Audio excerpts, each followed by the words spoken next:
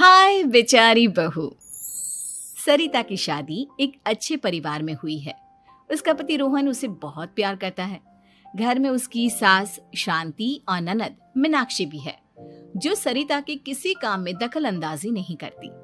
लेकिन फिर भी सरिता को ऐसा लगता है कि दुनिया की सबसे ज्यादा बेचारी बहू वही है और सबसे ज्यादा अत्याचार उसी पर हो रहा है। माँ जी, ये लीजिए आपकी चाय। अरे बहू, तूने इतनी ज्यादा चीनी क्यों डाल दी चाय में? हाय हाय माँ जी, मैंने तो उतनी ही मीठी बनाई है जितनी मीठी आपको पसंद है। माँ जी, आपको तो मेरे हाथ की चाय अच्छी ही नहीं लगती। जब देखो कुछ न कुछ कमी निकाल ही देती हो। अरे बहू, तू एक बात के पीछे ही पड़ जाती है। मैंने ऐसा कब कहा कि तू रोज चाय खराब बनाती है? सरिता अपने कमरे में चली जाती है और फोन उठाकर अपनी माँ से बात करती है। हेलो माँ, कैसी हो आप? क्या कर रही हो? मैं तो ठीक हूँ, पर तू बता, तेरा मूड कैसा है? तेरी आवाज से लग रहा है कि कुछ तो हुआ है तेरे ससुराल में। अरे क्या बताऊँ माँ, यहाँ तो हर समय मेरे साथ बहुत बुरा व्यवहार होता है।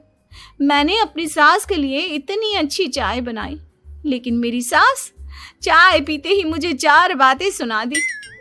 बेटी, तू इतनी छोटी छोटी बातों पर ध्यान ही क्यों देती हो? तुम्हारी सास ने कुछ बोल भी दिया तो क्या हो गया, वो बड़ी है ना तुझसे।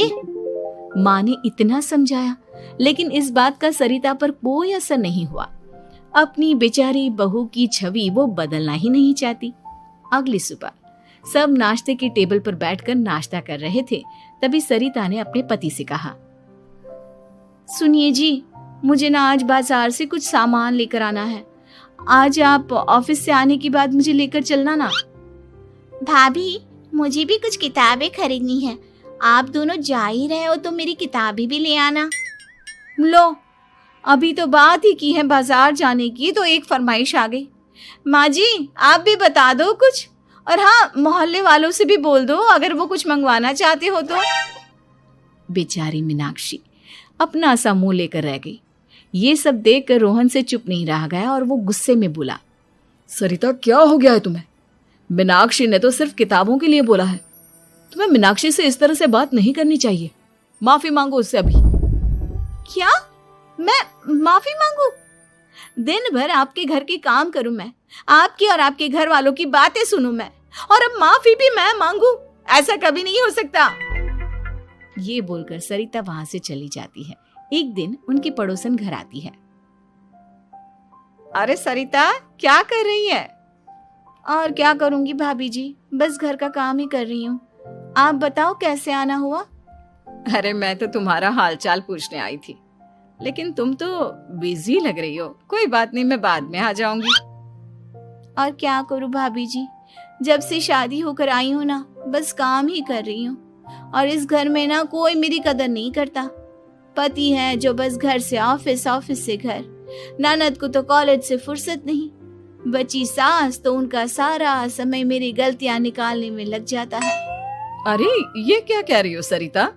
तुम्हारी सास तो पूरे मोहल्ले में तुम्हारी तारीफ करती फिरती है कि तुम बहुत अच्छी हो, पूरा घर तुम्ही ने संभाल रखा है। हाँ तो क्या हुआ, इसमें गलत क्या कहती है? सच्ची तो कहती है। मेरी मर्जी के बिना इस घर का पत्ता भी नहीं हिलता। शाम को जब रोहन घर आया तो उसने सबसे कहा, कल हम सबको मौसी जी के घर जाना है, उनकी बेटी की शादी है। सब अपनी अपनी पैकिंग कर लो, सुबह होते ही निकल जाएंगे। और सरिता, तुम कान खोलकर सुन लो, वहां जाकर किसी की बुराई भलाई शुरू मत कर देना, नहीं तो मुझसे बुरा कोई नहीं होगा। हाय हाय जी, आप तो ऐसे कह रहे हो जैसे मैं सुबह शाम सबकी बुराई करती फिरती हूँ।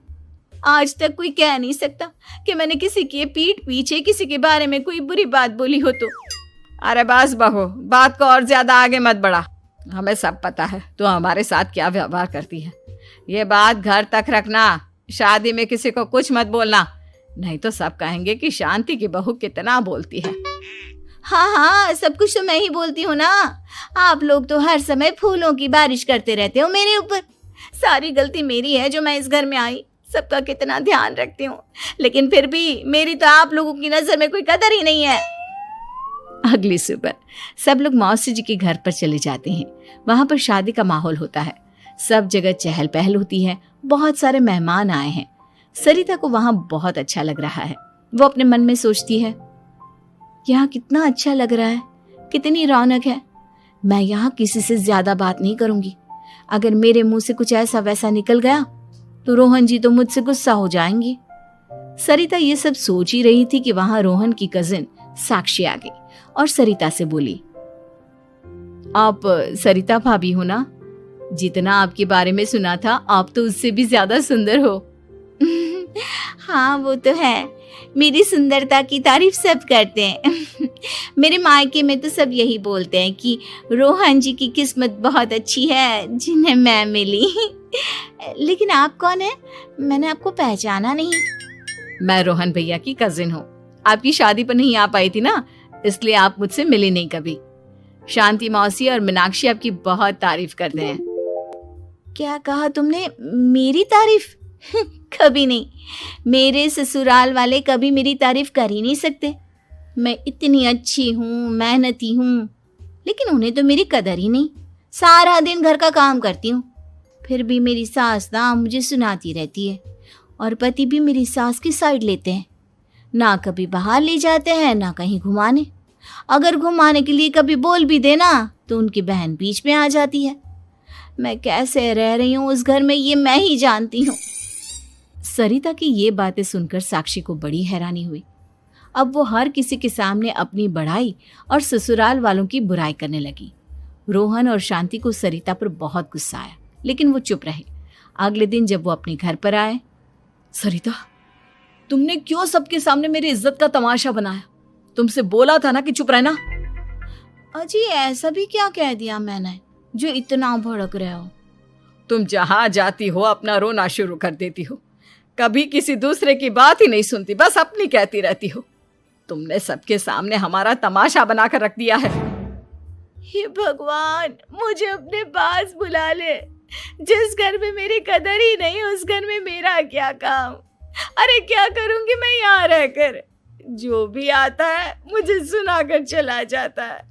मैं तो किसी से कुछ नहीं कहती। सीधी सादी बहू मिल गई है ना सबको, तो जो जी में आए वो करो।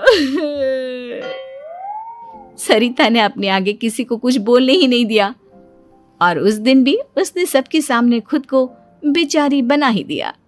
अगले दिन मीनाक्षी कॉलेज के लिए लेट हो रही थी, इसलिए वो हर काम जल्दी जल्दी कर रही थी।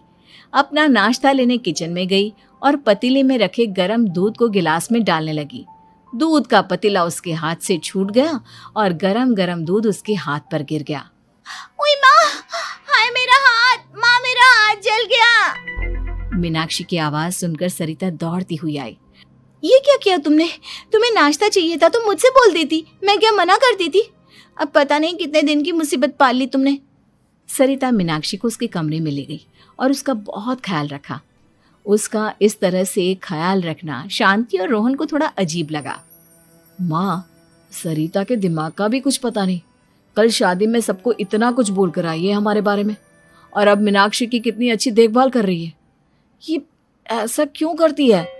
बेटा, तेरी बीवी की ना आदत हो गई है सबके सामने खुद को बेचारी दिखाने की, और आदत इतनी जल्दी नहीं बदलती। जब ये बोलना शुरू करती है तो रुकने का नाम ही नहीं लेती, इसलिए इसे पता ही नहीं चलता कि ये किसके सामने क्या बोली जा रही है। लेकिन दिल की बहुत अच्छी है। हमें भी अपना दिल बड़ा करके ये जैसी है इसे स्वीकार करना चाहिए।